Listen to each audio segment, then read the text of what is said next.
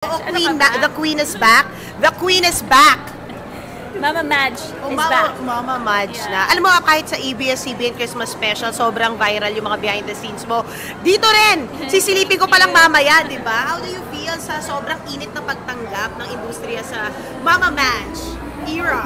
Salamat kasi kahit na 6 months ako nawala. I mean, syempre, I was pregnant, 6 months nasa Canada. Tapos alam mo yung nasa Canada ka, nanonood ka lang ng TikTok or mga performances ng mga kasama mo sa industriya. And then, biglang, ang bilis ng pangyayari. Andito na tayo. Christmas na, tapos may mga Christmas specials, na imbitahan tayo mag-perform, di ba? So, ang sarap lang sa pakiramdam na nakaka-perform ako agad after ibang klase yung giving birth. Everyday mo ba yung dancing? Yes, kasi na-miss ko talaga. Kaya, Yung may consent na yung aking OB na pwede na, okay, let's do this. Sabi ko kung may Olympic gold medalist tayo, sa pagsayaw meron, ng showbiz, my God, walang kupas. Grabe yung, the beat is on. The beat. Actually, medyo sinasayaw nga namin pag pinapanood namin di ba? How's Maria? Okay naman, she's 6 months old. So, laging ang tinatanggap kong work parang laging half day lang muna. Hindi whole day because yung kalahating araw, syempre sa anak ko, tapos kalahating araw, mag-work. Kaya ngayon, uwi na ako agad. After opening, uwi na. Pero sobrang sorry, 3 yung show mo next year.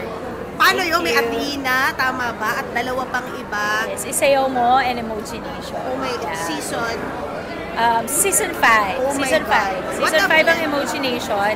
Hopefully hanggang 6, 7, 8, 9, 10. Tapos, Isayaw Mo. Siyempre isa-isa, baka i-expect nila na sabay-sabay. Okay, copy. Ayun, yun yung gusto namin klaruhin.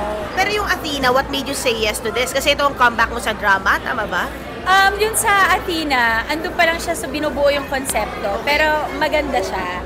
So, baka pagka 1-year-old pa lang ni Maria, doon pa lang maumpisa ng Athena talaga. But let's see. Kasi kung talagang, alam mo yun, sobrang, pag nandyan na yung script, kung biglang gusto ko na talagang full blast. So let's do it. Yung Pasko nyo ba, full blast? Kasi first Christmas ni Maria. Hindi kami mag-a-abroad kasi nga first Christmas, gusto namin sa bahay siya. Well, di niya matatandaan, pero alam mo yung 6 months kasi kami rin nasa Canada. So better na bahay lang, yung ganon. Tahimik lang, with family, with Maria. As in, susulitin namin. Kasi ang bilis lumaki. Imagine niyo, buntis lang po ako, tapos ngayon 6 months na yung anak ko. Grabe. Last question, ano yung pinaka natutunan mo ngayon na ina ka na nung bago ka palang maging ina, akala mo, kaya ko to, pero nabago nung ina ka?